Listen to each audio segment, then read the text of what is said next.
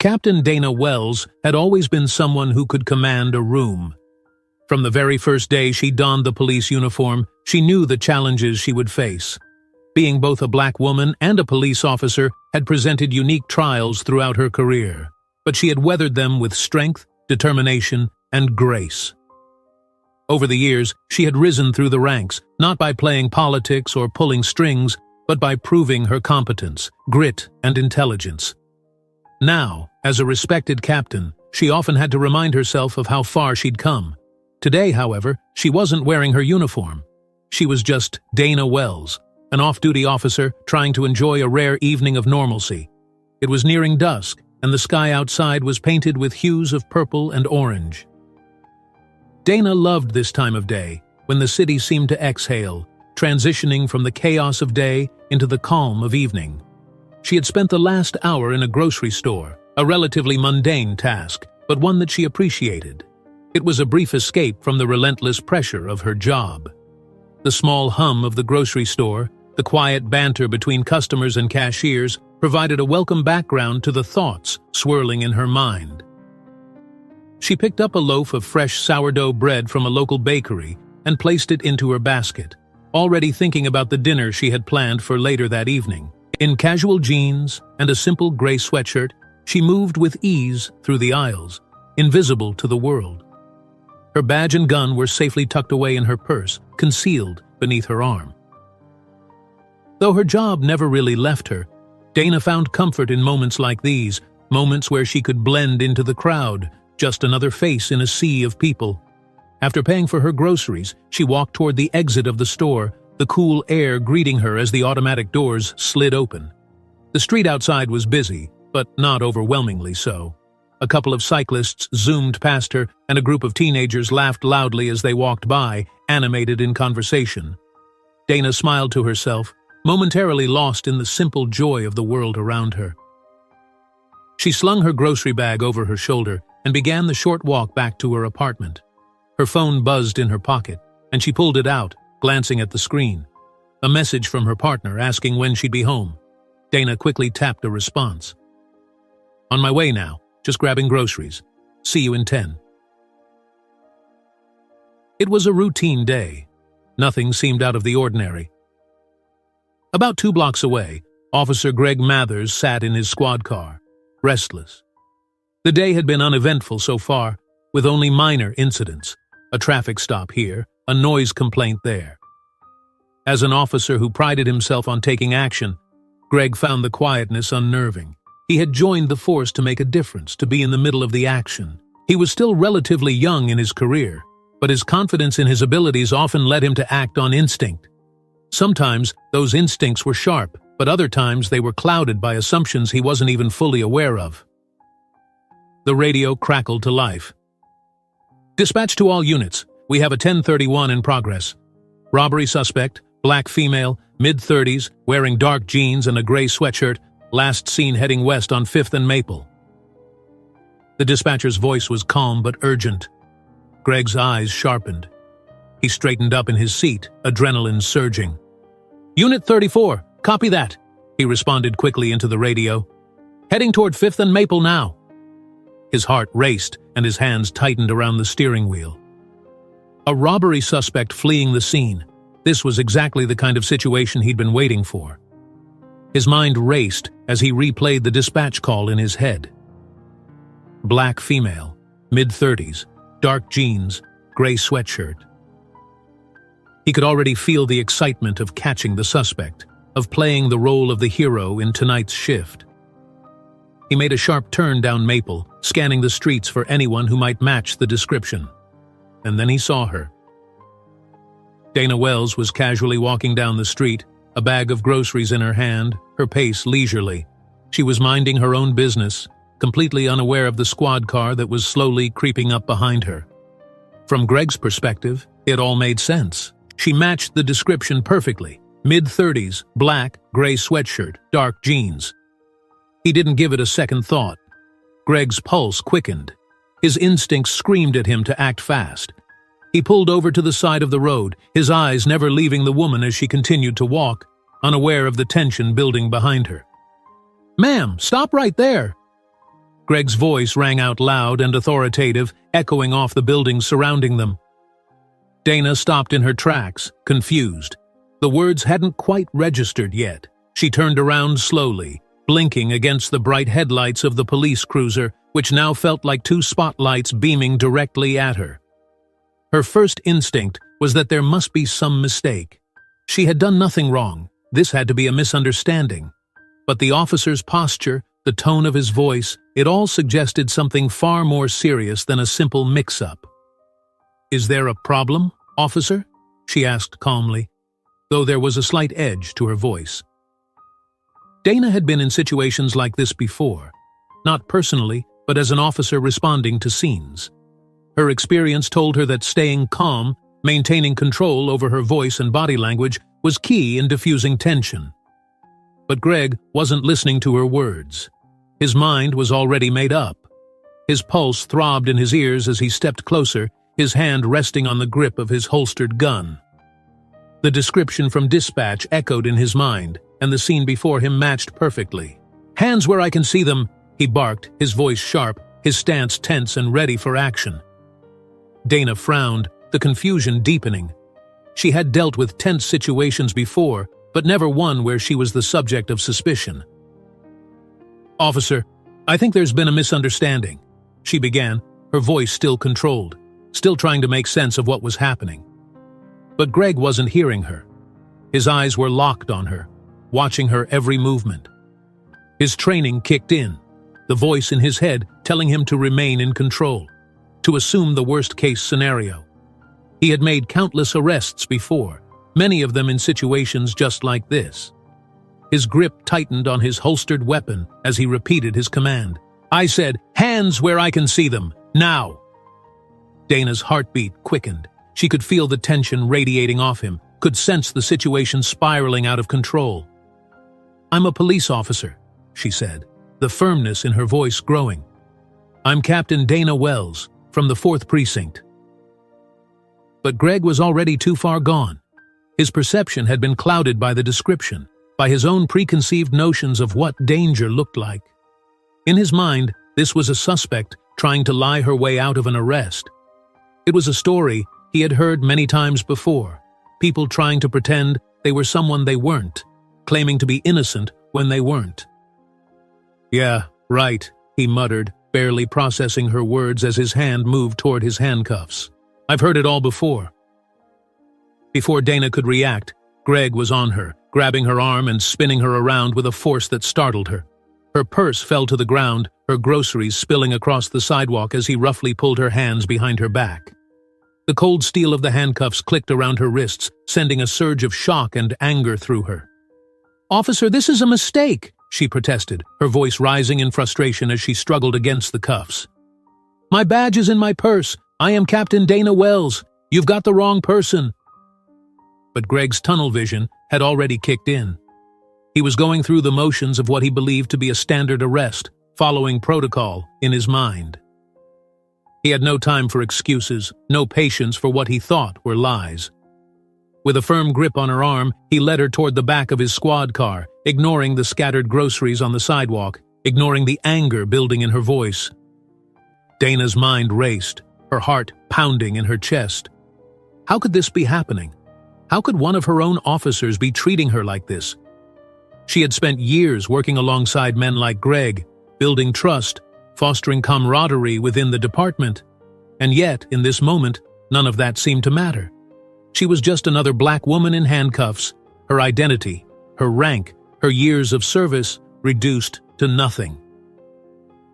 As Greg pushed her into the back seat of his squad car, the world around them seemed to pause. People on the street had begun to notice, some pulling out their phones to record the scene unfolding before them. To them, it looked like yet another arrest of a black woman by a white cop, a scene that had played out too many times in recent years, one that never failed to stir outrage and debate. Dana could feel their eyes on her, could feel the humiliation burning in her chest. This wasn't just about her anymore, it was about something much larger, something much more painful and real. Greg closed the door, his mind already on autopilot, convinced that he had done his job, that he had apprehended a suspect, that justice had been served. He quickly radioed into the precinct. "Suspect in custody," he said, his voice calm, confident. "Bringing her in now."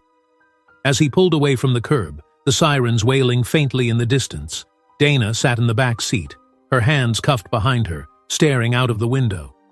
The city lights blurred past her as she felt the weight of the moment sink deeper into her bones. This was more than just a mistake. This was an indictment of everything she had fought for, everything she had believed in. The system had failed her, just as it had failed so many others before her. And what came next would change everything. Dana Wells sat in the cramped holding cell, the cold steel of the bench beneath her only serving to heighten her sense of disbelief. How had it come to this? How had she, a captain in the very police department she had devoted her life to, ended up in a situation like this? The quiet hum of fluorescent lights buzzed overhead, their harsh glow making the room feel even more sterile and unwelcoming. The walls, lined with dull gray cinder blocks, seemed to close in on her, reflecting the emotions swirling inside her mind.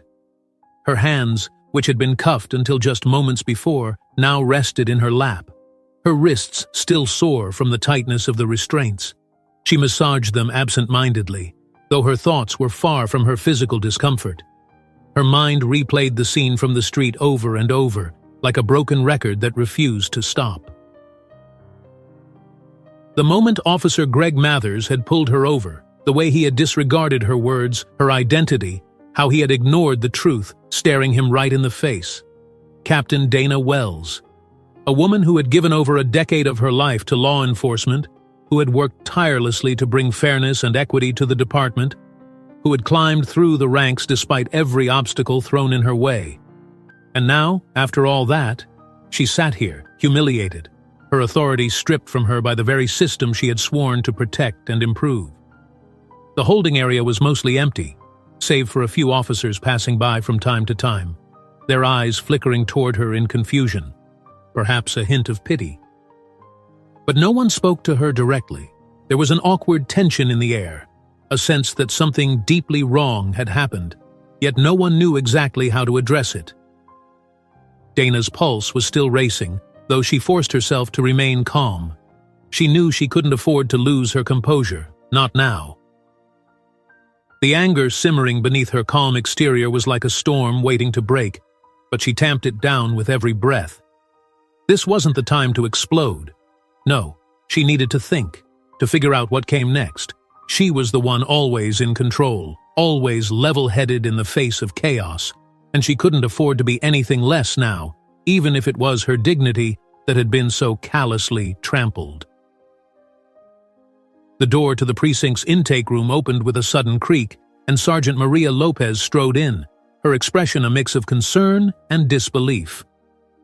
Dana watched as Lopez scanned the room, her eyes widening slightly as she spotted Dana behind the bars.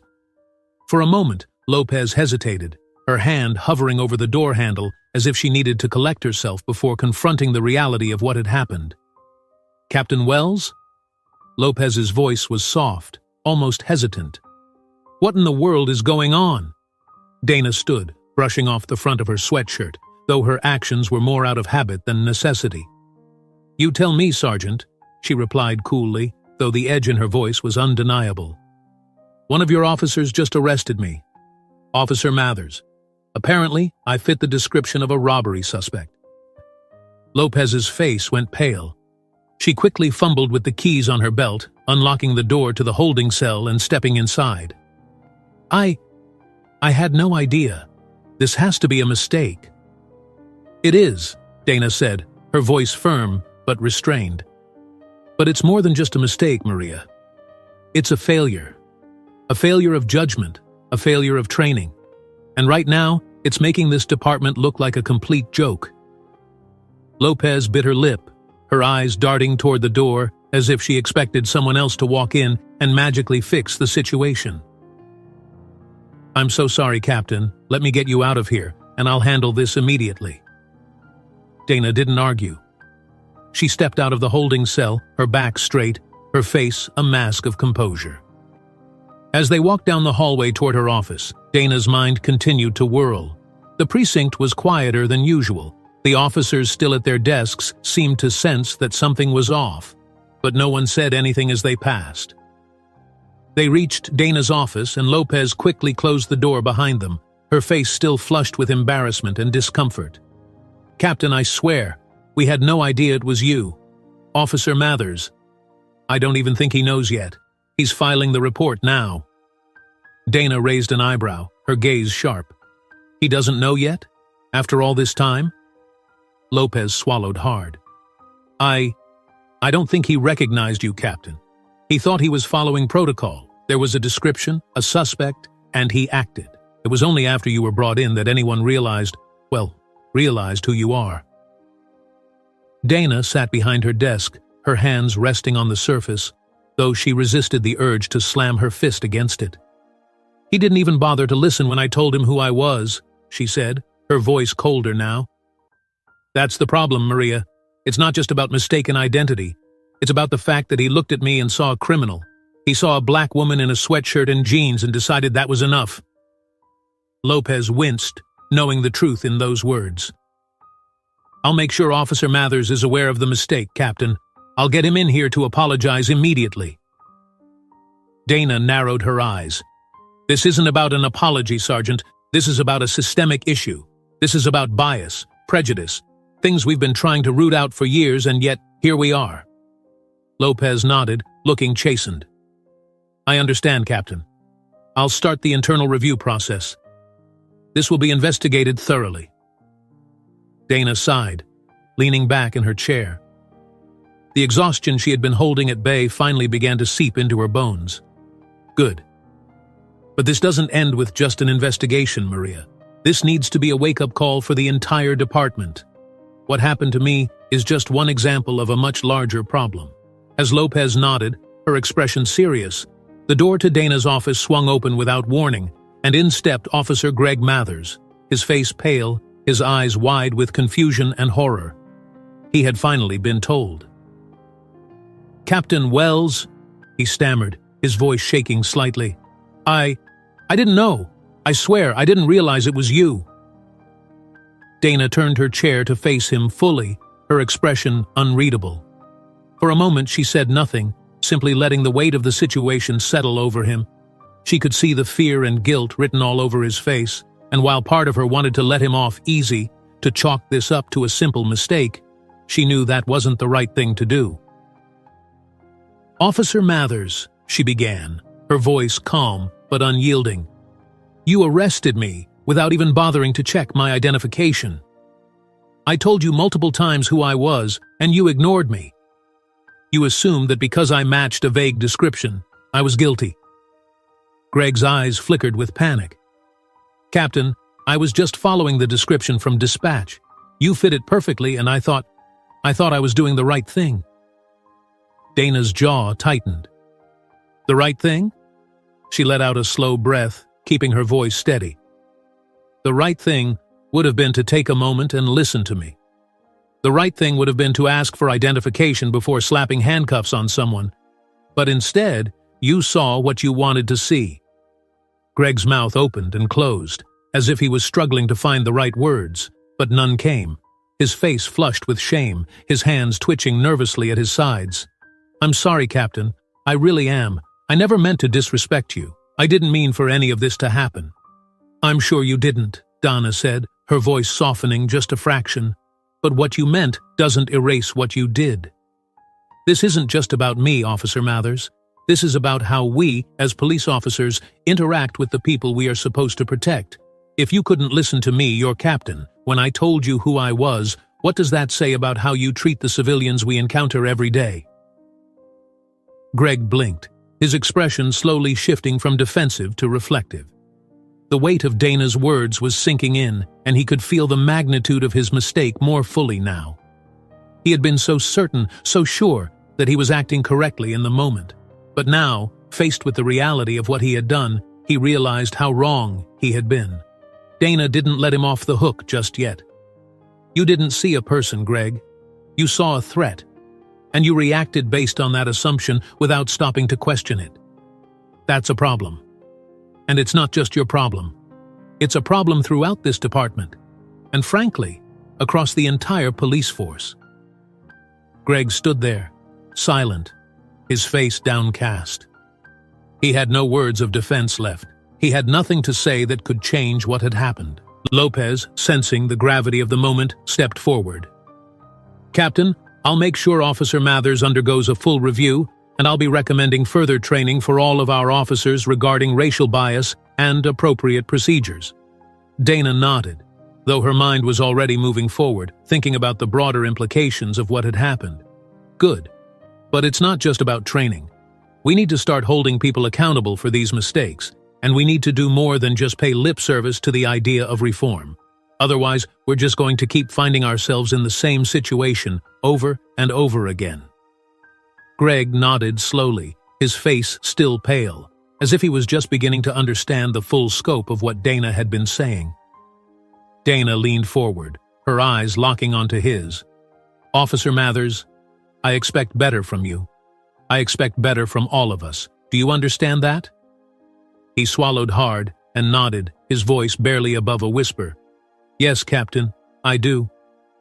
With that, Dana dismissed him with a wave of her hand, and Greg quietly left the office, still visibly shaken. Sergeant Lopez remained, her posture tense. "Captain, I'm truly sorry this happened. We'll fix this, I promise." Dana nodded, though the heaviness in her heart remained. "Make sure we do, Maria. Make sure we do."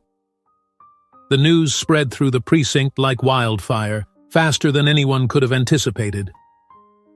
By the time Dana Wells had left her office, the whispers had started. Officers who had been filing reports, attending to paperwork, or casually chatting with one another suddenly turned their heads.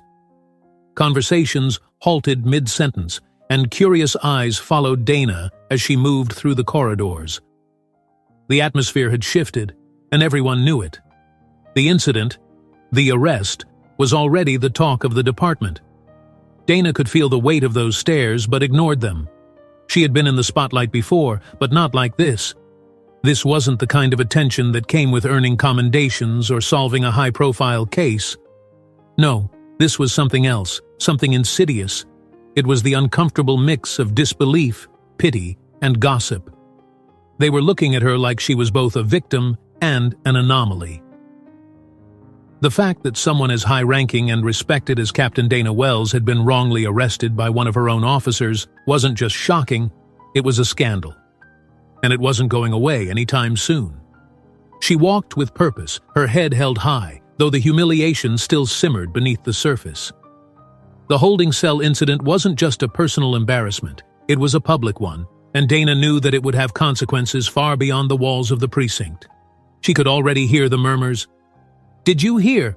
Officer Mathers arrested Captain Wells by mistake. Wait, Captain. Wells? Seriously? How does that even happen? Man, he's screwed. This is going to blow up. You think they'll fire him?" Dana tuned out the chatter, her focus now on the larger picture. She had always prided herself on keeping her emotions in check, but the sheer weight of the situation was bearing down on her. The department she had dedicated her life to was at a crossroads, and she couldn't afford to let her personal feelings cloud her judgment. What had happened to her was a symptom of something much deeper, a systemic problem that ran through the veins of not just her department, but law enforcement as a whole.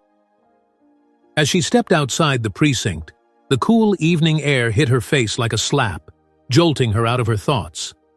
The low hum of distant traffic provided a strange contrast to the stillness that seemed to hang in the air around her. For a moment, Dana allowed herself to pause, standing on the steps of the building, her eyes scanning the street.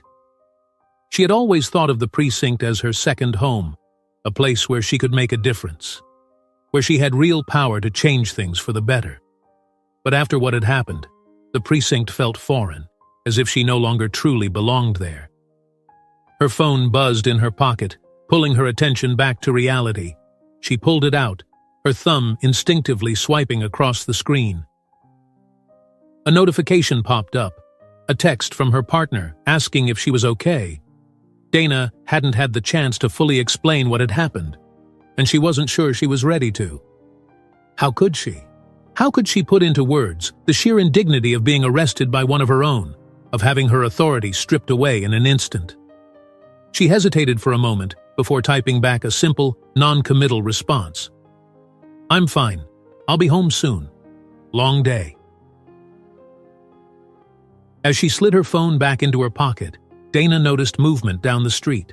A small group of people was gathered on the corner, their faces lit up by the glow of their phones. Several of them were holding their devices up, recording something or someone. It took her a moment to realize what was happening. The group was fixated on the precinct, and more specifically, on her. They were recording her, taking pictures, no doubt already aware of the story that had been circulating online. Her arrest, captured on camera by a bystander, had already gone viral. The thought sent a fresh wave of frustration through her. She hadn't even had time to process the full implications of what had happened, and already it was out of her control. The video, no doubt shaky and incomplete, would be the first impression the public had of the incident. The narrative would be shaped by the angles and the commentary of people who didn't know the full story, who didn't know her. Dana could imagine the headlines, "Black female police captain wrongly arrested by white officer." It was a sensational story, one that fed into a larger, deeply entrenched narrative of racial bias in policing. As much as she hated it, Dana knew this was bigger than her now. Her mind raced, thinking about how the department would handle this. The chief had already called her earlier, leaving a voicemail that was equal parts apologetic and panicked. "We'll handle this, Dana," he had said. "We can't let this get out of hand. Let's not make a big deal out of it. We need to be united on this." But Dana wasn't sure she agreed. Letting this go, sweeping it under the rug, wasn't going to solve anything. If she didn't speak out, if she didn't demand accountability, what message would that send to the rest of the department? To the community she served? The image of her being handcuffed on the street was now public, a symbol of the very thing she had been fighting against her entire career: unconscious bias, racial profiling, and the systemic flaws within policing. She was snapped out of her thoughts by a sudden vibration in her pocket. Another message, this time from the department's PR office. It was short and to the point. "We need to talk about the press. Call me ASAP." Dana clenched her jaw, her frustration mounting. The press. Of course, this was where it was headed. The department would want to control the narrative, to spin it in a way that minimized damage. She could already see it. Vague statements about mistakes and unfortunate misunderstandings, the kind of language that smoothed over the rough edges without addressing the root of the problem. She sighed heavily, her breath visible in the cool air. There would be no easy way out of this, no simple fix. The protests would come next. She was certain of it. The video of her arrest would fuel outrage, not just from those who already distrusted the police, but from people who had once believed in the system, people who had looked up to her as a symbol of progress. Dana knew that she represented something bigger to a lot of people. Her rise through the ranks had been seen as a victory, a sign that things were changing, that the police could evolve into something better. But now, this incident threatened to unravel all of that. As she descended the steps, she saw the reporters. They were gathered at the edge of the sidewalk, just beyond the barricades that had been hastily set up to keep the public at bay.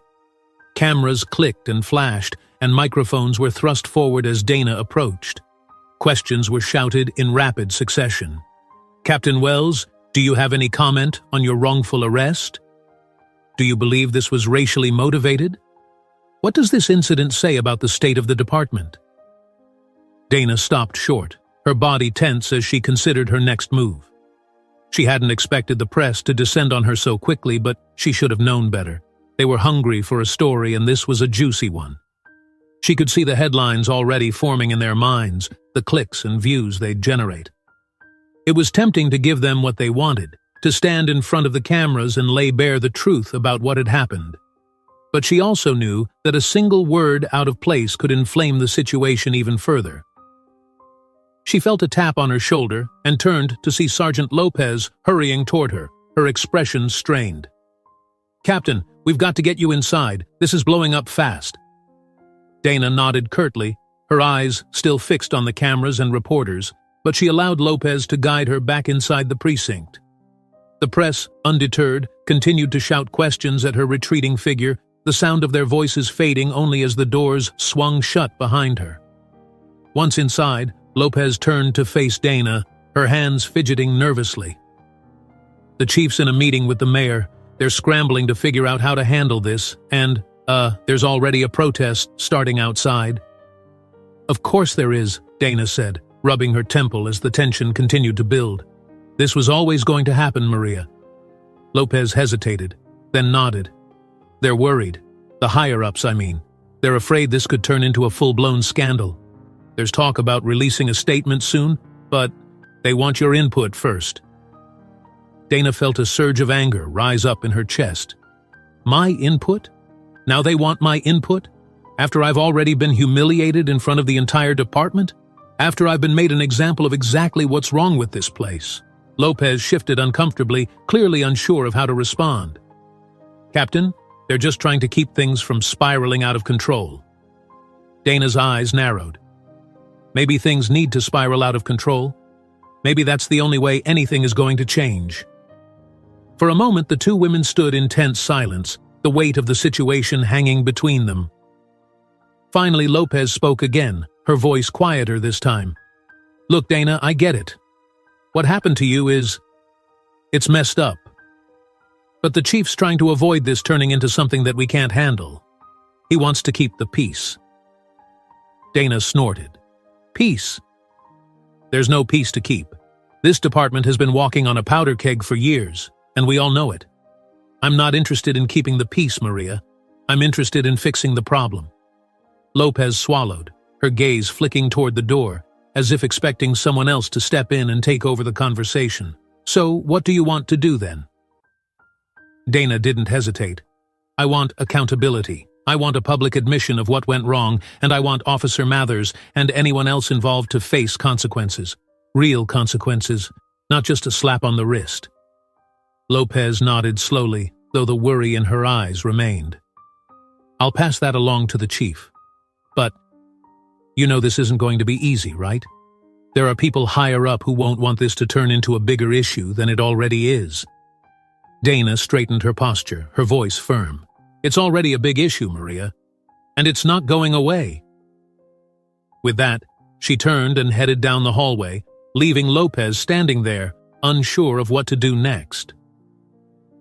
Dana knew that what lay ahead would be difficult, that there would be pushback from all sides, but she was ready. She had fought too long and too hard to let this be swept under the rug. If the department didn't want to face the truth, then she would force them to, no matter the cost. Greg Mathers sat in the locker room, his back pressed against the cold metal of the lockers, his head buried in his hands. The noise of his fellow officers moving about the precinct, filing reports, answering phones, responding to dispatches, felt distant, muffled, like a far-off hum that barely registered in his mind. The silence in his head, however, was deafening. He had replayed the moment over and over again, trying to understand how things had gone so wrong. He had been so sure. In those crucial few minutes on the street, his training had kicked in, and every instinct he'd honed over the years told him he was making the right call. The suspect fit the description perfectly. Black female, gray sweatshirt, dark jeans. That was all he needed. His mind hadn't even entertained the possibility that the woman in front of him could be someone else, let alone his captain. How could he have missed that? How could he have failed so spectacularly? The realization hit him harder each time he thought about it. He had arrested his own captain, someone who outranked him, who had years more experience than he did, someone whose leadership was highly respected in the department, and not just any officer. Dana Wells, a captain who was known for her fairness, her competence, and her determination to reform the police department from within. Greg lifted his head slightly and stared down at his hands. They were shaking. Whether from adrenaline or nerves, he wasn't sure, but he couldn't seem to make them stop. He felt sick, like there was a weight pressing down on his chest, making it hard to breathe. The locker room, usually a place where officers joked and decompressed after a shift, now felt suffocating, as if the air itself had turned against him. The door to the locker room swung open, and Greg tensed instinctively, his eyes darting toward the entrance. Sergeant Lopez entered, her face set in a grim expression. Greg had seen her like this before. No nonsense, focused, the kind of expression that usually preceded bad news. "Mathers," Lopez said, her voice low and tight. "We need to talk." Greg swallowed hard and stood up, his legs feeling weak beneath him. He wasn't sure if he was ready for whatever conversation was about to happen, but he had no choice. Lopez gestured for him to follow her, and he did so in silence, his heart pounding in his chest. They walked down the hallway, past the bullpen where officers were busy with paperwork and responding to calls. A few of them glanced at Greg as he passed, but none of them said anything. The silence felt worse than any words they could have thrown at him. Greg knew that the entire precinct had heard by now. Everyone knew what had happened. His mistake had become the defining story of the day. Lopez led him to a small conference room and closed the door behind them. The room was sparsely furnished, just a table and a few chairs, but the atmosphere felt heavy, as if the walls themselves were closing in. Greg took a seat at the table, his hands resting on his knees, his mind racing with 1,000 thoughts. Lopez remained standing, arms crossed, her gaze fixed on him. For a moment, neither of them said anything. The tension in the room was thick, and Greg could feel the weight of it pressing down on him, making the silence almost unbearable. Finally, Lopez spoke, her voice calm, but with an unmistakable edge of frustration. "Do you have any idea how bad this looks?" she asked, her eyes narrowing slightly. Greg's throat felt dry, and he struggled to find his voice. I know, Sergeant. I didn't mean for any of this to happen." Lopez let out a sharp breath, her hands dropping to her sides. "Whether you meant for it to happen or not doesn't change the fact that it did. You arrested Captain Wells, one of our own. A captain, Greg. Do you understand the gravity of that?" Greg nodded, though the gesture felt hollow. "I thought I was following protocol. The description matched. I thought I had the right suspect." "The description matched?" Lopez's voice rose slightly, incredulous. "Is that all it takes? A vague description, and you immediately assume guilt? You didn't even stop to check her identification, did you?" Greg's face flushed with shame. "No, I didn't. I thought she was trying to, I don't know, talk her way out of it. I've seen people do it before." Lopez stared at him, her expression hard. "Talk her way out of it? She told you she was Captain Wells. You didn't listen. You didn't even consider the possibility that she was telling the truth." Greg dropped his gaze to the table, unable to meet her eyes. His mind was spinning, filled with regret, but he didn't know how to fix what he had broken. How could he? There was no going back, no undoing the arrest, no erasing the humiliation he had caused. Lopez pulled out a chair and sat down across from him, leaning forward slightly. "Greg, this isn't just about you making a mistake. This is about the fact that you saw a black woman in a sweatshirt and immediately thought she was guilty. You didn't question it. You didn't hesitate. You acted on instinct, and your instincts were wrong." Greg winced at her words. He had always prided himself on being a good cop, someone who followed the rules, someone who did the right thing. But now, he was being forced to confront the fact that his instincts, his judgment, had been shaped by something much darker, something he didn't want to admit. "I didn't mean to," he began, but Lopez cut him off. "I know you didn't mean to, Greg, but that's the problem. It's not about your intentions. It's about the impact of your actions, and the impact here is huge. Captain Wells is one of the most respected officers in this department, and you treated her like a criminal. Do you have any idea what kind of message that sends?" Greg shook his head, the weight of her words settling heavily on his shoulders. "I didn't think," he muttered, trailing off. "No, you didn't," Lopez said sharply. "And now we're all going to have to deal with the fallout." The words stung, but Greg knew she was right. This wasn't just about him anymore. His actions had affected the entire department, and the repercussions were only just beginning. Lopez sighed, leaning back in her chair. "The video of the arrest is already all over social media. It's gone viral. There are protests forming outside the precinct right now. People are angry, and they have every right to be. This isn't just a PR nightmare, Greg. This is a crisis. Greg's heart sank even further. He had known the video would surface eventually. There had been people on the street recording the arrest, but he hadn't realized how quickly it would spread. The thought of millions of people watching the footage, seeing his mistake in real time, made his stomach churn. "What's going to happen now?" he asked, his voice small. Lopez looked at him for a long moment before answering. "The chief is in a meeting with the mayor. They're trying to figure out how to handle this, but it's not looking good. There's talk about you being suspended, maybe even terminated." Greg felt the blood drain from his face. Terminated? The thought hadn't even crossed his mind until now, but it made sense. This wasn't the kind of mistake you could recover from easily. He had arrested a captain, his own captain, and now the entire department was in damage control mode. Lopez watched him, her expression softening slightly. "Look, Greg, I know you didn't mean for any of this to happen, but this is bigger than you now. The department is going to have to make a statement, and they need to show that they're taking this seriously. That means there's going to be consequences, whether you like it or not."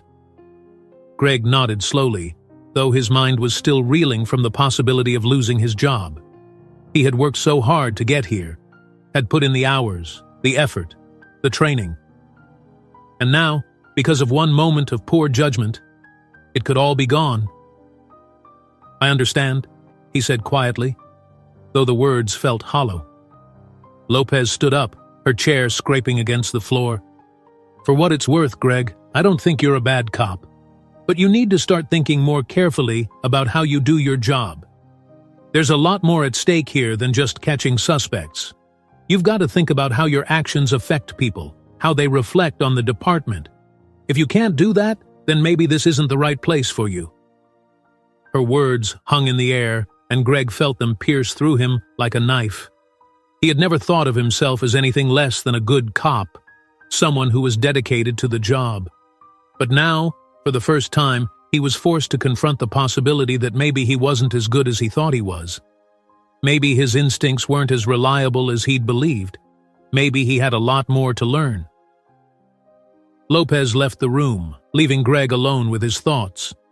He sat there in silence, staring at the table in front of him, his mind a whirlwind of emotions: guilt, shame, fear, confusion. The weight of what had happened pressed down on him, and he wasn't sure if he'd ever be able to shake it off. As the minutes ticked by, Greg thought about what Lopez had said, about the protests outside, about the video that was now circulating online. His actions had caused a firestorm, one that wouldn't be easily extinguished. He could feel his future slipping through his fingers, and there was nothing he could do to stop it. He stood up slowly, his legs shaky beneath him, and left the conference room. As he walked down the hallway, the familiar sights and sounds of the precinct felt foreign, distant, like he was walking through someone else's life. He passed a few officers, their eyes flicking toward him with a mixture of sympathy and judgment. But no one said anything. Greg made his way outside, stepping into the cool evening air. The sound of the protests was louder now, voices raised in anger, signs waving in the air. He stood on the steps of the precinct, watching as the crowd gathered, their chants echoing in the street. Justice for Captain Wells. No more police brutality. Hold them accountable. Greg's heart pounded in his chest. He had never been on this side of the equation before. He had always been the one inside the precinct, the one wearing the badge, the one people looked to for protection. But now, he felt like he was the enemy. He wasn't sure what came next. His career, his reputation, his future, they all felt uncertain now, like they were slipping through his grasp. And in that moment, standing on the steps of the precinct, Greg Mathers finally understood just how deep the problem went. Dana Wells sat in her office, the door closed to the noise of the bustling precinct outside. The dim light of her desk lamp cast long shadows on the walls, giving the small room a quiet, almost eerie feel. She had been sitting at her desk for what felt like hours, though she hadn't gotten any work done. A blank report sat in front of her, the cursor on her computer screen blinking, waiting for her to type something. But she couldn't focus. Her mind kept drifting back to the events of the last 24 hours. The adrenaline from the arrest had faded, leaving behind a kind of emotional exhaustion that Dana rarely allowed herself to feel. Her body ached from the tension she'd been holding in ever since Officer Greg Mathers had cuffed her on that street corner. The humiliation she had pushed down earlier now lingered, bitter and heavy. No matter how many times she replayed the scene in her head, she couldn't shake the feeling of betrayal. Dana had spent her entire career fighting for the respect and trust of her peers. As a black woman in law enforcement, she had always known she had to be twice as good, twice as tough, just to be seen as equal to her colleagues. She had worked her way up from patrol to detective, from detective to sergeant, and now, finally, she was a captain.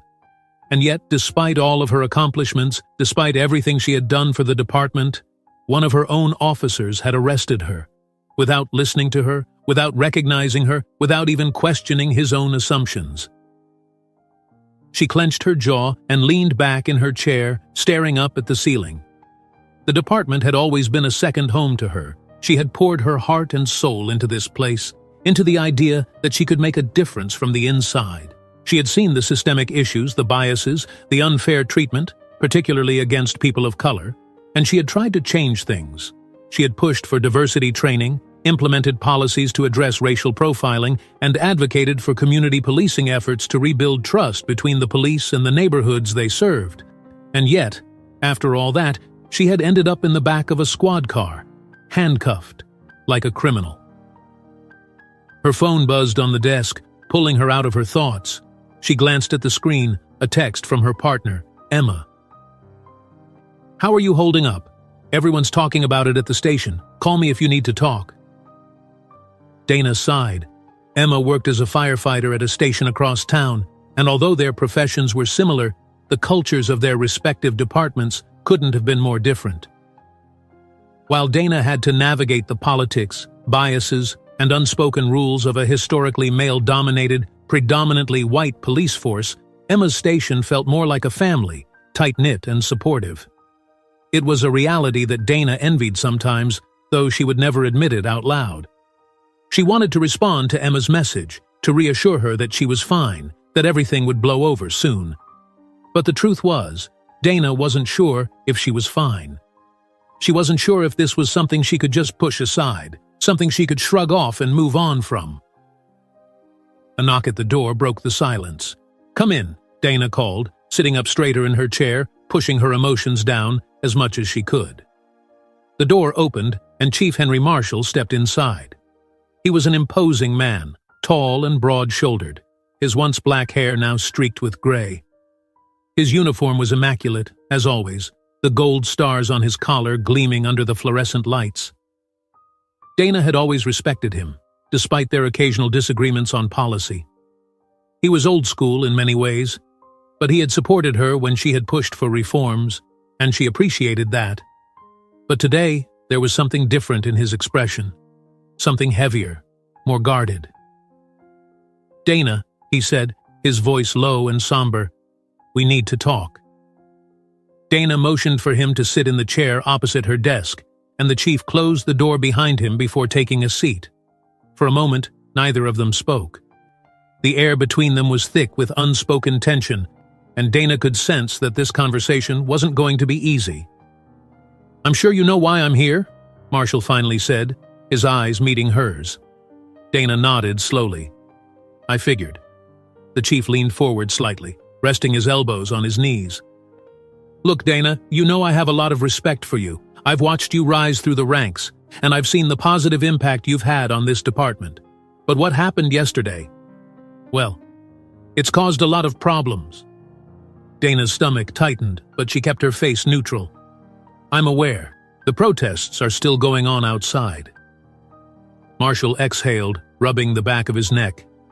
"Yes, and they're not getting any smaller.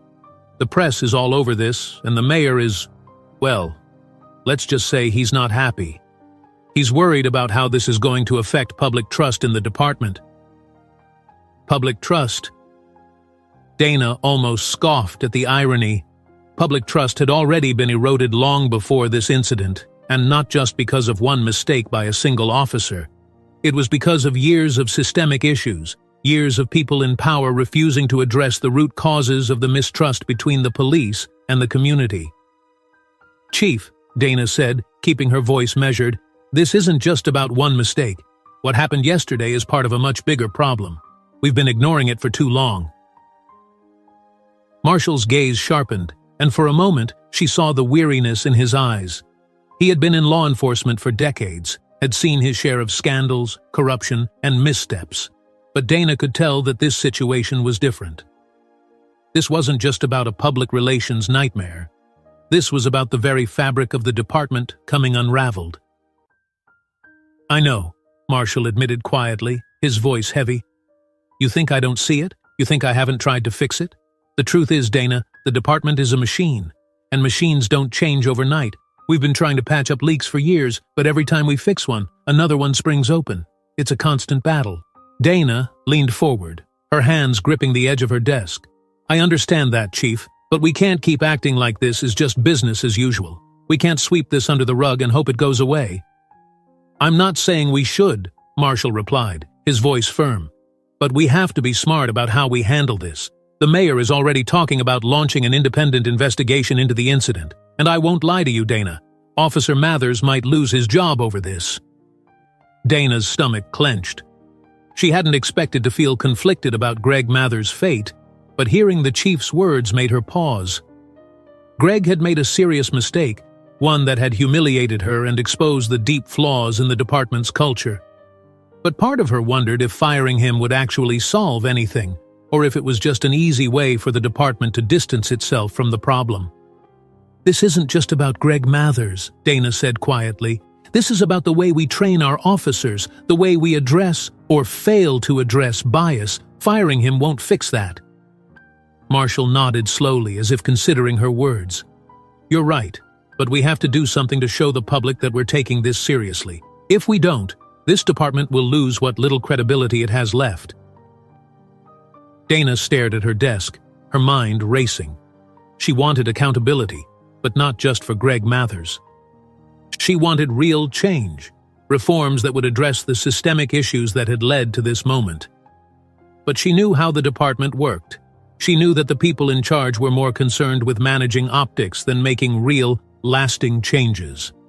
The mayor would want a quick fix, something that would satisfy the public and make the protests go away. But Dana wasn't interested in quick fixes. "What about the reforms I've been pushing for?" Dana asked, her voice steady. "The bias training, the revised arrest protocols? We've been talking about these changes for months, but they keep getting delayed." Marshall sighed, leaning back in his chair. "I know. And I agree with you that those reforms are necessary. But the department's resources are stretched thin as it is. Implementing new training programs takes time, money, and manpower. And right now, we're dealing with a lot of pressure from the top to contain this situation." Dana clenched her fists under the desk. The same excuses, the same bureaucratic hurdles. She had been hearing them for years, and she was tired of it.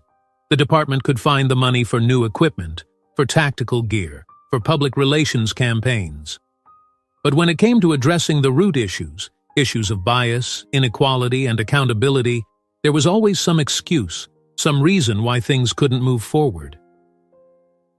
"I'm not asking for miracles," Dana said, her voice sharp. "But we need to start somewhere. If we don't, then what happened to me is just going to keep happening.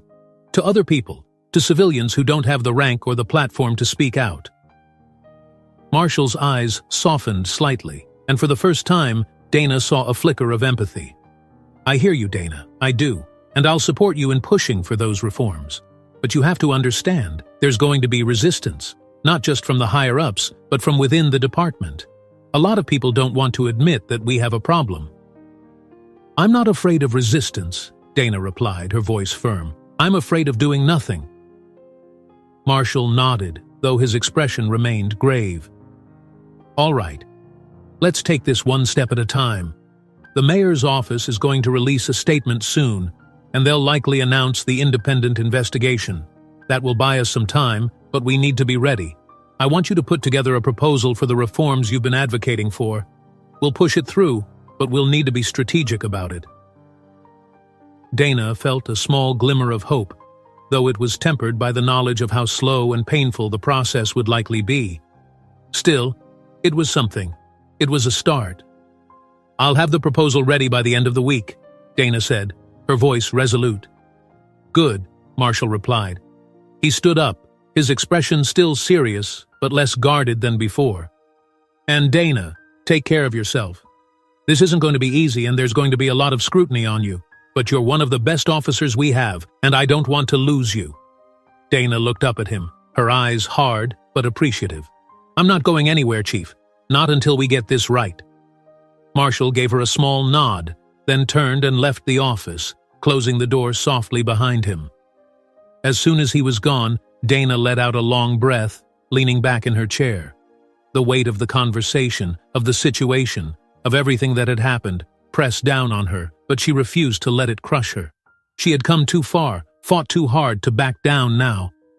Her phone buzzed again, and this time she picked it up, swiping the screen to read Emma's message once more. She thought about calling her, about hearing Emma's voice, about finding some comfort in the middle of all this chaos. But she hesitated. Emma had always been supportive, but Dana knew that this was something she had to face on her own, at least for now. She typed out a quick response. "I'm okay. Just a lot going on. I'll see you later tonight." As she put the phone down, Dana stared at the blank report on her computer screen. There was so much to do, so much to think about, but she knew she had to focus. The reforms she had been pushing for were more important now than ever, and she couldn't afford to lose sight of that. She began typing, the sound of the keyboard filling the silence of her office. Outside, the protest continued, the voices of the crowd growing louder, more insistent. They were demanding change, demanding justice, and Dana knew that she had to be a part of that change. She had to use her position, her influence, to push for something better, something that would ensure that what had happened to her would never happen again, to anyone. She worked late into the night, her determination fueling her, keeping her focused. The events of the past day had shaken her, but they had also ignited a fire within her, a fire that she wasn't going to let burn out. Not until the job was done. Not until the department she had given her life to was finally the kind of place she could be proud of. And if that meant fighting every step of the way, then so be it. Dana Wells wasn't one to back down from a fight. Not now. Not ever. Dana Wells sat at the press conference table, her back straight, her hands clasped together on the surface before her.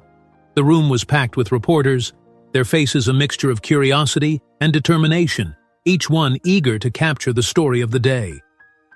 Cameras flashed intermittently, their bright lights cutting through the dimness of the large conference room. The air was thick with tension, anticipation humming like an electric current that pulsed through the gathered crowd. To Dana's right sat Chief Marshall, his face a stern mask of authority, though Dana could see the exhaustion in his eyes.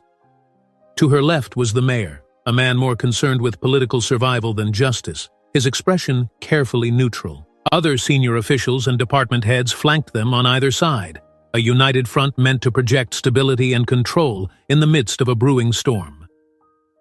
The protest outside the precinct had grown in size and intensity, with hundreds of people now gathered, their voices rising in unison as they demanded accountability and change. The chants echoed faintly through the walls of the building, a constant reminder that this was more than just a press conference. It was a moment of reckoning for the entire police department. Dana felt the weight of the moment pressing down on her. This was her chance to speak, to address what had happened, and to push for the changes she knew were desperately needed. But she also knew the stakes were high. One wrong word, one misstep, and the situation could spiral even further out of control. The department's reputation, her career, and the trust of the community were all on the line. The mayor was the first to speak, his voice calm and measured, the practiced tone of a politician who had weathered many storms before. "Good afternoon," he began, his eyes sweeping across the room. "Thank you all for coming. We're here today to address the incident that occurred 2 days ago involving Captain Dana Wells. As many of you are aware, Captain Wells was mistakenly arrested by one of our officers during a routine patrol. This incident has understandably caused a great deal of concern, both within our community and beyond. Ati. He paused, allowing his words to settle over the room, before continuing. Let me be clear. What happened was unacceptable. We are committed to ensuring that this kind of incident does not happen again.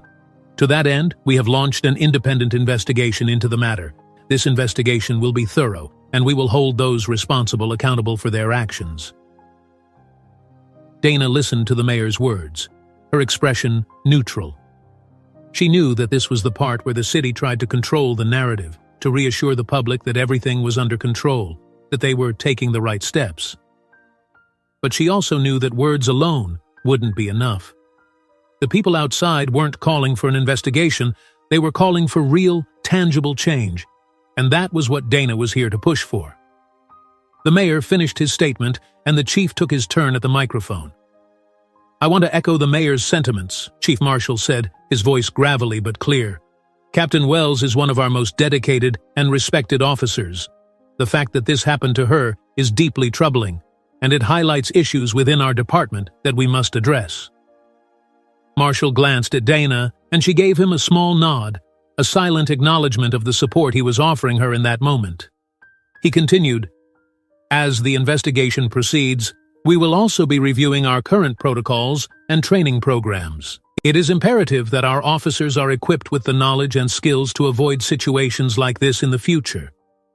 We owe that to our community and to the men and women who serve it. When Marshall finished, there was a brief, tense silence in the room. Then all eyes turned to Dana. This was her moment. She took a deep breath, steeling herself, and leaned forward slightly, her gaze sweeping across the room. The camera lights were bright, nearly blinding, but she focused on the faces behind them, the reporters, the officials, the community leaders who had gathered to hear what she had to say. Thank you, Dana began, her voice calm and steady. I want to start by saying that what happened to me was not just a mistake. It was a symptom of a much larger problem within our police department, and frankly, within law enforcement as a whole. This isn't just about one officer making an error in judgment. This is about the systemic issues that allowed that error to happen in the first place.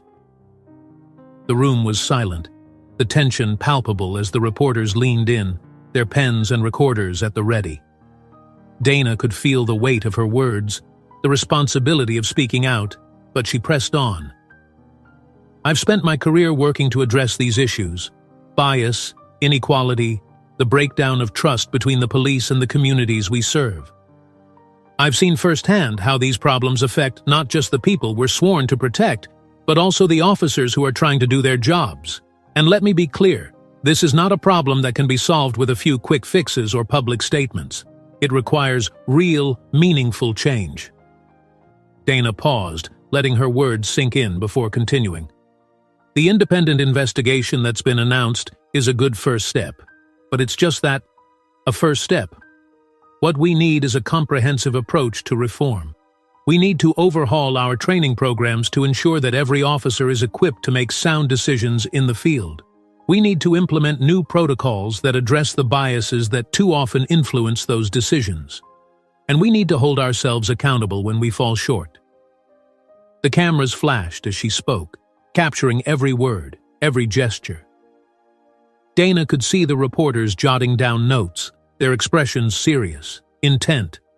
She knew that what she was saying would be scrutinized, dissected, and analyzed by the public, by her colleagues, by the people in power.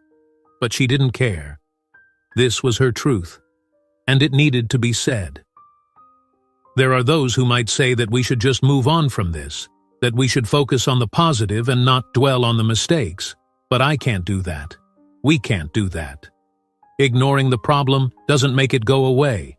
It only allows it to fester, to grow, and if we don't confront it head-on, then we're complicit in allowing it to continue. Dana felt a surge of emotion rise up within her, but she kept her voice steady, controlled. She had to remain composed, even as the passion for the change she sought burned within her. "I love this department," she said, her voice softening slightly. "I've dedicated my life to it because I believe in the work we do. I believe in the people who serve alongside me. But I also believe that we can be better. We have to be better, not just for ourselves, but for the communities we serve, for the people who rely on us to protect them, to treat them with dignity and respect." She glanced at the mayor, who was watching her carefully, his expression unreadable. Then she turned back to the reporters, to the cameras that were broadcasting her words to the world beyond this room. "I'm asking for more than just an investigation," Dana said, her voice firm. "I'm asking for a commitment to real reform, to addressing the deep-seated issues that have plagued our department for far too long. I'm asking for the courage to do what's right, even when it's difficult, even when it means facing uncomfortable truths, because that's the only way we're going to build the kind of department that our community deserves." The room was silent, the only sound the faint hum of the air conditioning and the clicking of cameras. Dana could feel the eyes of everyone in the room on her, waiting for her next move, her next words. "I'm not here to point fingers or to assign blame," she continued, her tone steady. "But I am here to demand accountability. And I'm here to demand that we take this moment, this difficult, painful moment, and use it as an opportunity to grow, to learn, and to make the changes that are so desperately needed." Dana could see the expressions of the people around the table, the mayor, the chief, the other officials. Some looked supportive, others wary, but all of them seemed to understand the gravity of what she was saying. She took one final breath and finished her statement. "This isn't just about me. It's about all of us. It's about the kind of police department we want to be, the kind of legacy we want to leave. We have a choice, right now, to do the right thing. Let's not waste it." With that, Dana leaned back in her chair, her heart pounding in her chest. The room remained silent for a few moments longer, as if everyone was processing what had just been said. Then, the reporters began to murmur among themselves, the sound of scribbling pens and clicking keyboards filling the air. The mayor cleared his throat, clearly eager to regain control of the narrative. "Thank you, Captain Wells, for your powerful words. We appreciate your dedication to this department and your commitment to positive change. As we move forward, we will be working closely with Captain Wells and other leaders in our community to ensure that these issues are addressed and that our department becomes stronger as a result."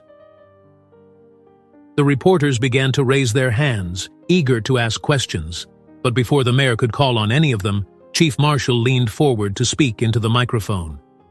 "We'll be taking questions shortly, but I want to reiterate something that Captain Wells just said. This is an opportunity for us to grow as a department. We recognize that change is necessary, and we are committed to making that change happen.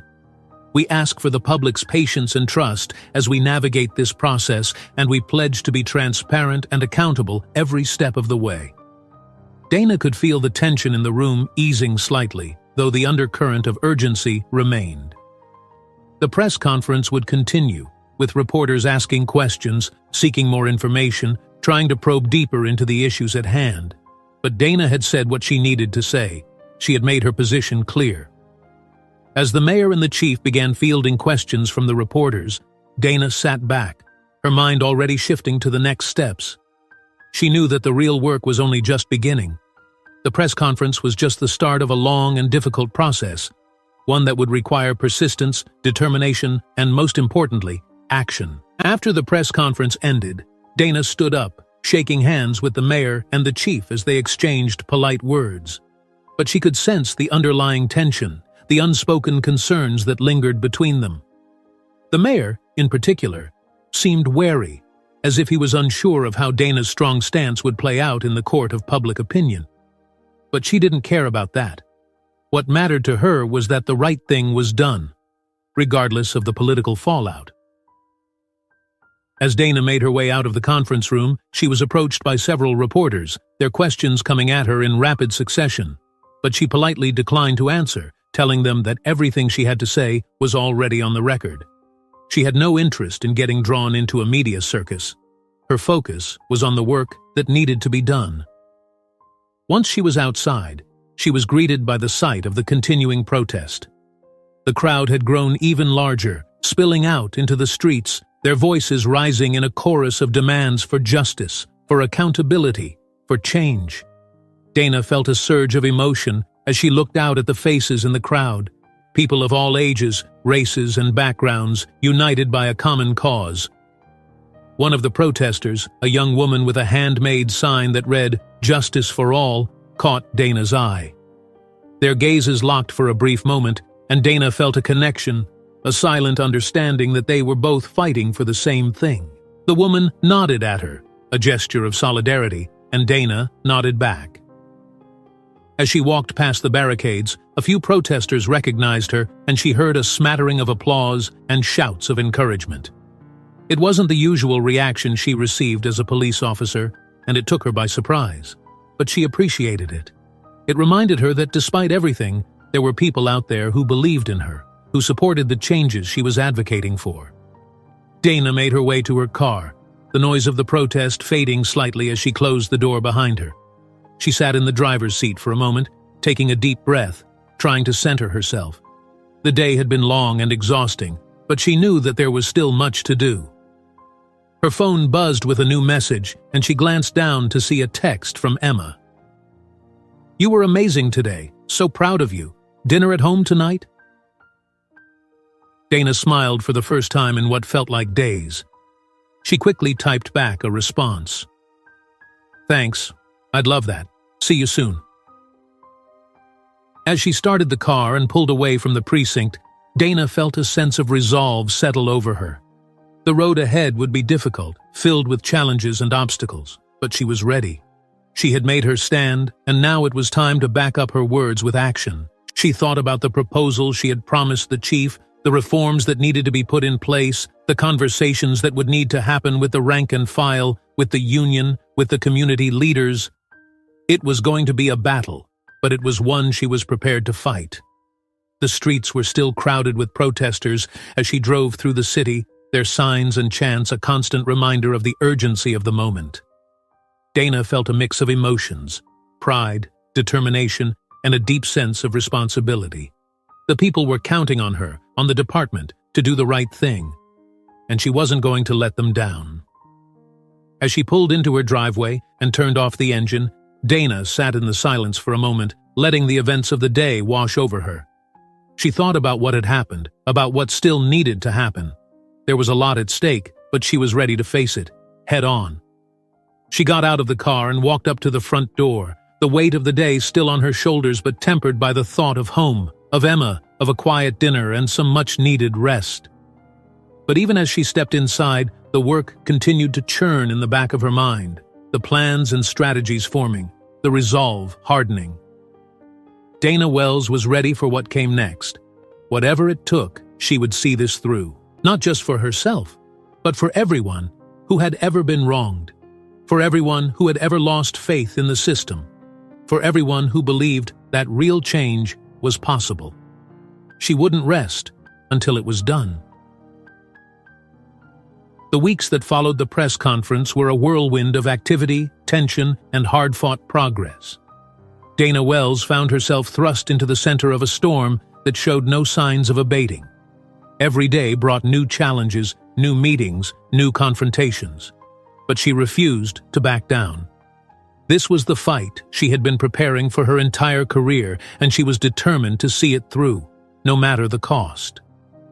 The independent investigation into her wrongful arrest was well underway, with a team of external auditors poring over every detail of the incident, examining not only what had happened on the street that day, but also the underlying issues within the department that had allowed it to happen in the first place.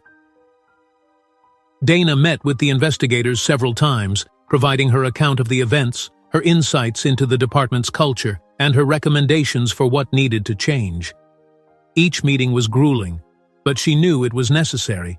She wanted the investigation to be thorough, to leave no stone unturned. But while the investigation was an important step, Dana knew it wasn't enough on its own. The reforms she had long advocated for were now more critical than ever. She had worked tirelessly to draft a comprehensive proposal that addressed the systemic issues she had seen throughout her career. issues that had been laid bare by her own experience.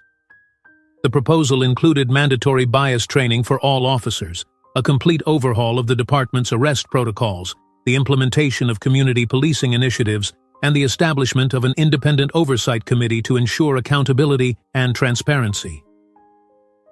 Getting this proposal approved, however, was another battle entirely. Dana spent countless hours in meetings with the department's leadership, the police union, and city officials, negotiating, debating, and pushing for the changes she knew were necessary. It was exhausting work. The resistance she encountered was formidable. Some officers bristled at the idea of additional training, viewing it as an unnecessary burden or an insult to their professionalism. The union was particularly vocal in its opposition, arguing that the reforms would place undue pressure on officers and undermine their ability to do their jobs effectively.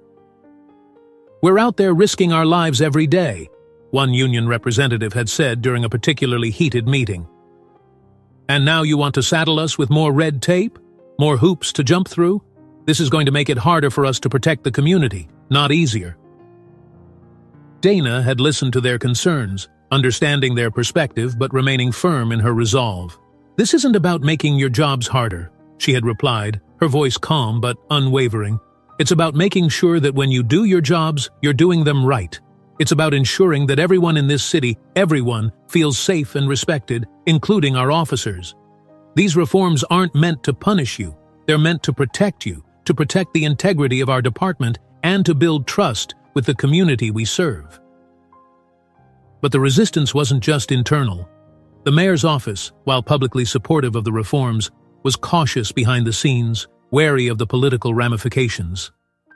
Dana had several tense conversations with the mayor and his aides, who were concerned about the potential backlash from certain segments of the electorate, particularly those who viewed any criticism of the police as unpatriotic or anti-law enforcement.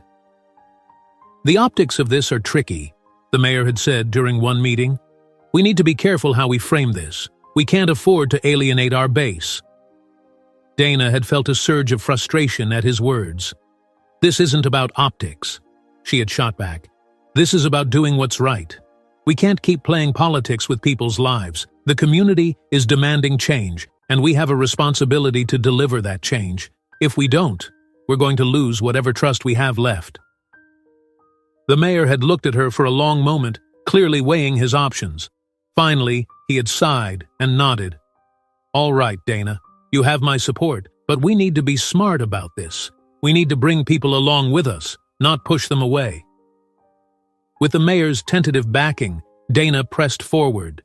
She spent her days in a relentless cycle of meetings, drafting and redrafting her proposal, responding to feedback, and building coalitions with community leaders, activists, and other stakeholders who were equally committed to seeing the reforms through. It was exhausting work, both physically and emotionally, but Dana felt a renewed sense of purpose with each small victory. Yet, despite the progress being made on the policy front, the personal toll was becoming harder to ignore.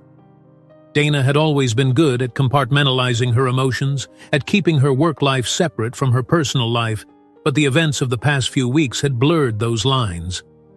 The stress, the pressure, the constant scrutiny, they were all beginning to take a toll on her. At home, Emma could see the strain Dana was under, even if Dana tried to hide it. She would come home late, exhausted, often falling asleep on the couch before dinner was even ready. Emma, ever supportive, did her best to be there for her, to provide a safe space where Dana could decompress and escape from the chaos of her day-to-day life. But even Emma knew that there was only so much she could do. One evening, after another long day of meetings, Dana came home to find Emma waiting for her with a concerned look on her face. The house was quiet, save for the faint sound of jazz playing softly in the background. Dana dropped her bag by the door and let out a weary sigh. "You look exhausted," Emma said gently, coming over to give her a hug. "You need to take a break, Dana. You can't keep going like this." Dana leaned into the embrace, closing her eyes for a moment. The warmth and comfort of Emma's arms were a welcome relief from the tension that had been building up inside her. "I can't stop now," she murmured. "There's too much at stake." Emma pulled back slightly, looking into Dana's eyes. "I know. But you're only human. You need to rest. You can't pour from an empty cup, remember? Dana smiled faintly at the familiar phrase, one Emma had said to her many times before. I know you're right, she admitted, but I can't afford to slow down, not with everything that's happening. Emma took her hand and led her to the couch where they both sat down. Dana, you're doing everything you can, more than anyone could ask for, but you're no good to anyone if you burn out. You need to take care of yourself too. Dana looked down at their intertwined hands, feeling the weight of Emma's words. She knew she was pushing herself to the limit, but she couldn't shake the feeling that if she let up, even for a moment, everything she had worked for would slip through her fingers. I feel like I'm carrying the weight of the world on my shoulders, Dana confessed, her voice trembling slightly. There's so much pressure, so many people counting on me. I can't let them down. Emma squeezed her hand, her voice soft but firm. You're not alone in this, Dana. You have people who believe in you, who are standing with you. But you have to let them help you. You don't have to carry all of this by yourself. Dana felt a lump form in her throat as she looked at Emma, the love and concern in her eyes almost overwhelming. I don't know what I'd do without you, Dana whispered, her voice breaking. You'll never have to find out, Emma replied, pulling her into another hug. I'm here for you, no matter what, but promise me you'll take care of yourself. You're no good to anyone if you're running on empty. Dana nodded, feeling the tears prick at the corners of her eyes. She hated showing vulnerability, hated admitting that she couldn't do it all on her own. But with Emma, she didn't have to pretend to be strong all the time. With Emma, she could let her guard down, even if just for a little while. I promise, Dana said softly, leaning her head on Emma's shoulder. I'll try to take better care of myself. They sat there in silence for a long time, the weight of the world momentarily lifted as they simply held each other. Dana knew that tomorrow would bring another round of battles, another day of fighting for the changes she believed in. But for now, she allowed herself to be present in this moment, to find comfort in Emma's embrace, to gather the strength she would need to keep going. The next morning, Dana woke up feeling slightly more rested, though the ever-present weight of her responsibilities was still there. She had a full day ahead of her, including a crucial meeting with the police union to finalize the details of the reform proposal. It was a meeting she had been dreading, knowing that the union was still resistant to many of the changes she was pushing for. But she also knew that this was a battle she had to win. When she arrived at the precinct, the atmosphere was tense. The protests outside had continued, though they had started to dwindle in size as the days went on. The public's attention was shifting to other issues, other scandals, but Dana knew that the work she was doing now would have lasting consequences, long after the media had moved on. The meeting with the union was scheduled for mid-morning, and as the time approached, Dana felt a familiar knot of anxiety forming in her stomach. She had always prided herself on her ability to remain calm and composed in high-pressure situations, but this was different. This wasn't just about winning an argument or negotiating a contract. This was about the future of the department, about whether or not the reforms she had fought so hard for would actually come to fruition. The conference room where the meeting was being held was already filled with people when Dana arrived. The union representatives sat on one side of the table, their expressions guarded and wary. On the other side were the department's leadership, including Chief Marshal, who gave Dana a small nod as she took her seat. The tension in the room was palpable as the meeting began. The union representatives wasted no time in voicing their concerns, their arguments familiar to Dana by now. We understand the need for reform, one of the union leaders said, his tone measured but firm.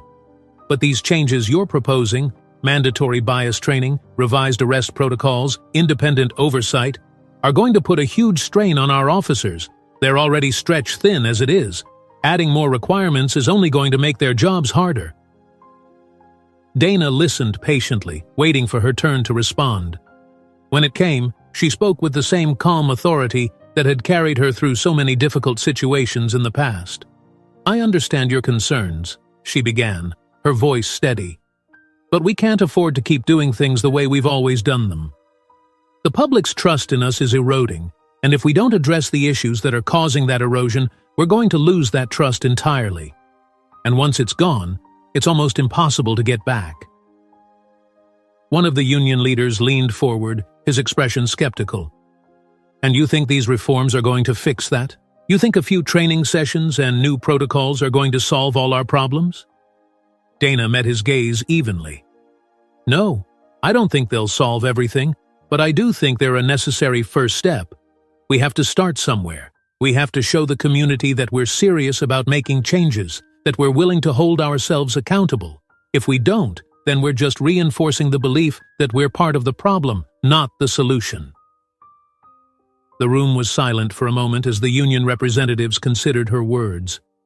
Dana could see the reluctance in their eyes, the resistance to change that was so deeply ingrained in the culture of the department.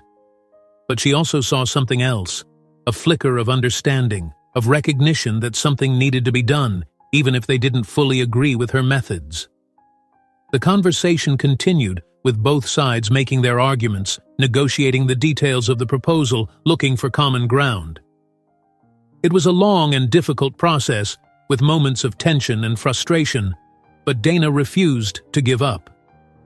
She knew that this was her chance to make a real difference, to push through the changes that were so desperately needed. By the end of the meeting, they had reached a tentative agreement. The union had agreed to support the reforms, though with some concessions and compromises that Dana wasn't entirely happy with. But it was a start, it was progress, and it was something she could build on. As the meeting adjourned, Chief Marshal pulled Dana aside. "You did good in there," he said, his voice gruff but approving. "I know this wasn't easy, but you held your ground." Dana nodded, feeling a mix of relief and exhaustion. "Thank you, Chief. I just hope it's enough."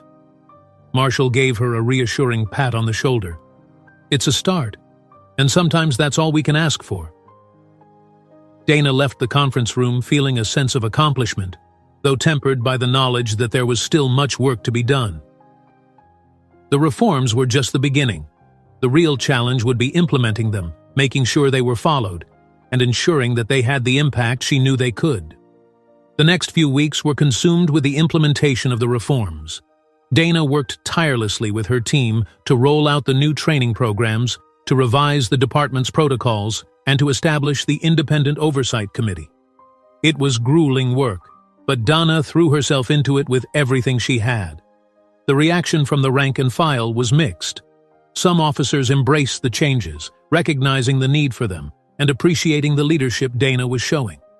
Others were more resistant, grumbling about the added requirements, the extra scrutiny, and the shift in the department's culture. Dana made it a point to visit as many precincts as she could, meeting with officers, answering their questions, addressing their concerns. She knew that for the reforms to be successful, she needed to get buy-in from the people on the ground, the ones who would be directly affected by them. During one such visit, Dana found herself in a heated discussion with a group of officers who were particularly skeptical of the new bias training. "This feels like a punishment," one officer said, his arms crossed over his chest, "like we're all being blamed for what happened to you." Dana shook her head, her voice firm but understanding. "This isn't about blame. It's about making sure that we're all doing our jobs to the best of our abilities. Bias, whether it's conscious or unconscious, affects how we interact with the public, how we make decisions. This training is about recognizing those biases and learning how to counteract them. It's about being better officers, better public servants." Another officer spoke up, her tone more conciliatory. "I get that. But some of us feel like we're being singled out, like the department doesn't trust us to do our jobs." Dana looked around the room, meeting the eyes of each officer in turn. "I know it might feel that way, but that's not the intent. This is about building trust, both within the department and with the community. It's about making sure that when we put on this uniform, we're representing the best of what this department can be, and that starts with us. Right here, right now." There was a long pause as the officers considered her words. Dana could see the uncertainty in their faces, the hesitation, but also the willingness to listen, to give the new programs a chance. It wasn't an easy sell, but Dana knew that change never was. It required patience, persistence, and the willingness to have difficult conversations. As she left the precinct that day, Dana felt a renewed sense of purpose. The road ahead was long, and there would be more challenges, more resistance, but she was making progress, one step at a time. And that was enough to keep her going. At home, Emma continued to be a source of strength and support, helping Dana navigate the ups and downs of her work, providing a safe space where she could relax and recharge. They spent their evenings together, talking about their days, cooking dinner, watching movies, and finding small moments of joy in the midst of the chaos. One night, after a particularly long day, Dana came home to find that Emma had set up a surprise for her. The living room was filled with candles, soft music playing in the background, and a delicious meal waiting on the table. "What's all this?" Dana asked, a smile breaking across her face as she took in the scene. Emma grinned, pulling her into a hug. "You've been working so hard, and I wanted to do something special for you. You deserve it." Dana felt a rush of gratitude and love as she looked at Emma, her heart swelling with emotion. "You're amazing, you know that?" Emma laughed, kissing her softly on the lips. "And don't you forget it." They spent the evening together, talking, laughing, and enjoying each other's company. For a few hours, Dana allowed herself to forget about the pressures of work, the challenges that lay ahead, and simply be present in the moment. As they sat on the couch later that night, watching a movie, Dana rested her head on Emma's shoulder, feeling a sense of peace that had been elusive in recent weeks. "I couldn't do this without you," Dana said softly, her voice filled with sincerity. Emma stroked her hair gently, her voice warm and reassuring. "And you'll never have to. I'm with you every step of the way." Dana closed her eyes, letting the comfort of Emma's words wash over her. She knew that the road ahead would be difficult, that the fight for change was far from over. But she also knew that she wasn't alone in that fight. She had allies, supporters, people who believed in her and in the work she was doing. And with them by her side, she knew she could face whatever challenges came her way. As the days turned into weeks and the weeks into months, the reforms Dana had fought for began to take root within the department. The new training programs were rolled out, officers began to adapt to the revised protocols, and the Independent Oversight Committee started its work. There were still moments of resistance, still challenges to overcome. But Dana remained steadfast in her commitment to seeing the changes through. She knew that true reform was a long and difficult process, one that required persistence, resilience, and the willingness to keep pushing forward, even when the obstacles seemed insurmountable. But as she looked back on everything that had happened, from the moment of her wrongful arrest to the press conference, the negotiations, and the implementation of the reforms, Dana felt a deep sense of pride. She had stood up for what was right, even when it was difficult, even when it would have been easier to stay silent. She had used her position, her influence, to make a real difference. And she knew that the work wasn't over. It would never be over, as long as there were still injustices to fight, still wrongs to right. But she was ready for that fight, ready to continue the work she had started. Because that was who Dana Wells was, a fighter, a leader, and a woman who would never stop striving for a better, more just world. And with the support of her loved ones, her colleagues, and her community, she knew that she could make that world a reality.